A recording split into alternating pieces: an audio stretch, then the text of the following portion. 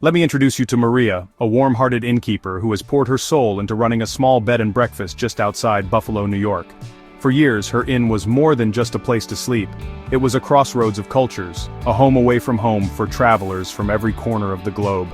Her dining room once buzzed with the laughter of families from Germany, couples from Canada, and solo adventurers from as far away as Japan. Each morning, the aroma of fresh coffee and homemade pastries mingled with stories in different languages, creating a tapestry of shared experiences. These guests didn't just pass through, they became part of Maria's extended family. They filled her guest book with heartfelt notes, left behind tokens of gratitude, and brought warmth and laughter that lingered long after they'd gone. But now, as September 2025 arrives, Maria's once vibrant dining room sits eerily quiet. The clinking of cutlery and cheerful chatter have faded, replaced by the soft creak of empty chairs and the echo of memories. The chairs that once held the Dubois family from Quebec and the friendly travelers from Frankfurt now sit vacant, their place settings untouched. The lively conversations that once filled the air have been replaced by a heavy silence. Maria finds herself wondering if those days of connection and joy will ever return. For Maria, this isn't just about lost income, it's about the loss of friendships, the absence of new faces and stories, and a fading sense of purpose that once defined her life. The steady stream of international guests that once brought life to her inn has slowed to a mere trickle, leaving behind empty rooms and a lingering sense of uncertainty. She's had to make difficult choices, letting go of her part-time help and watching as local businesses that depended on her guests struggle to stay afloat. What's happening at Maria's Inn isn't unique. Across America, in small towns and big cities alike, the ripple effects are being felt. It's a quiet crisis. Empty tour buses gather dust, hotel rooms remain unoccupied, and artisans at local markets wonder if the crowds will ever return. This isn't just a problem for the travel industry, it's about the loss of the connections, the friendships, and the cultural exchanges that make travel so magical and meaningful. The spirit of hospitality, the joy of welcoming strangers and turning them into friends, is slowly fading from places like Maria's Inn. The impact runs deep, touching lives and livelihoods, even if it rarely makes the front page or grabs national headlines. This is the story of America's hidden travel crisis in 2025, a crisis that quietly reshapes communities, erodes traditions, and leaves empty spaces where memories used to be made. And in the end, it's a story that touches us all, reminding us of the fragile threads that connect us, and the importance of keeping those connections alive. Why are Maria's chairs empty? The answer starts with a shift in how the world sees America. Once the ultimate destination, the U.S. now feels less welcoming, with America First rhetoric and tough new immigration policies. A $250 visa fee, especially for travelers from Africa and the Middle East, has turned a dream trip into a financial and psychological barrier. Stricter border checks and stories of stressful interrogations are spreading online. Travelers from France, South Korea, and Brazil are choosing friendlier destinations like Canada or Europe. It's not just about policy, it's about how people feel. Do I go where I'm celebrated, or just tolerated?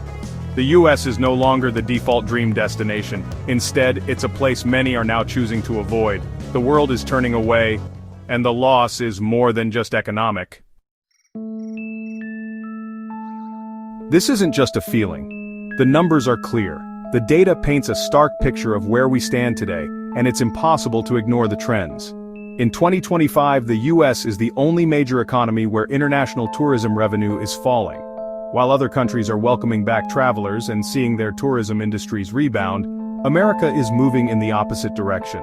A projected $12.5 billion loss this year, a 7% drop from 2024, pushes spending 22% below pre-pandemic levels. That's not just a number, it's a sign of how much ground we've lost and how far we are from recovery. More Americans now visit Canada than the reverse, with Canadian visits dropping by over a third. European visitors are down, Germany by 10%, Denmark by 19%, France by nearly 7%. These aren't just statistics, they represent families, friends, and business partners who are choosing other destinations. Double-digit declines from Asia and Africa, especially where new visa fees hit hardest. For many, the barriers to visiting the US are simply too high, and the process too complicated or expensive. Overall, international arrivals are down nearly 10% from pre-pandemic times. That's millions fewer visitors walking through our airports, staying in our hotels, and experiencing our cities. Each percentage point means thousands of lost connections and missed opportunities. It's not just about numbers, it's about the people and stories behind them. The numbers tell a story of empty rooms, canceled trips, and a growing distance between America and the world. Local businesses from hotels to restaurants to tour guides are feeling the impact every day. Even our closest friends are staying away. The bonds that once brought people here are weakening, replaced by hesitation and uncertainty. The silence is growing louder, once bustling spaces now echo with absence, and the energy that defined our cities is fading. The crisis is real and it's accelerating. Headlines warn of a travel industry in trouble and the pressure is mounting for solutions. America's appeal as a global destination is fading fast. If we don't act soon, the gap between us and the rest of the world will only grow wider. The economic fallout is massive. Tourism supports 20 million American jobs, from bustling hotel lobbies to airport terminals and tour buses. It's not just a number, it's the livelihoods of real people in every corner of the country. The industry is worth $2.6 trillion, fueling local economies and keeping small businesses alive.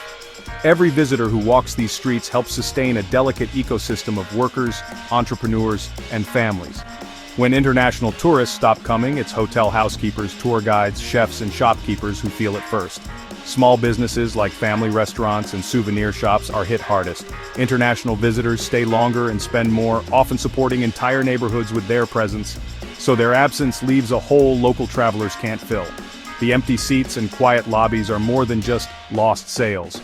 They're lost opportunities for connection and growth. The ripple effect is huge. Lost revenue means less funding for schools, firefighters, and parks. Cities like New York and DC are already reporting lower hotel occupancy and shrinking tax income. The impact stretches far beyond the tourism sector, touching every public service that relies on those dollars. But the cost isn't just financial, it's emotional too. International tourism brings new ideas, breaks down stereotypes, and enriches communities. It's about sharing stories, building friendships, and learning from one another. When visitors vanish, cities lose their vibrancy and diversity. The energy that once filled plazas and cafes fades away, leaving behind silence. The human cost is measured in lost conversations and missed connections. It's the absence of laughter, curiosity, and the simple joy of a shared experience. The cosmopolitan spirit that once defined America's cities is fading. Without the world's visitors, our cities risk becoming quieter, less open, and less inspired. The welcome that made America special is quietly disappearing, and with it, a vital part of our national identity slips away. Some say domestic travel can save the industry, but that's wishful thinking. Americans are traveling more at home, but it's not enough. International travelers spend more, stay longer, and support a wider range of businesses. A 2-week international visit brings far more to the economy than a weekend domestic trip. Attractions like city tours, currency exchanges, and multilingual guides depend on foreign guests. The 2% rise in domestic travel is nothing compared to a $12.5 billion international loss. Relying on local travelers creates a fragile, less resilient tourism economy. The U.S. needs the world's visitors to truly thrive. Only international travelers bring the diversity, spending, and global connections that make American tourism strong. Domestic travel is great, but it can't fill the void.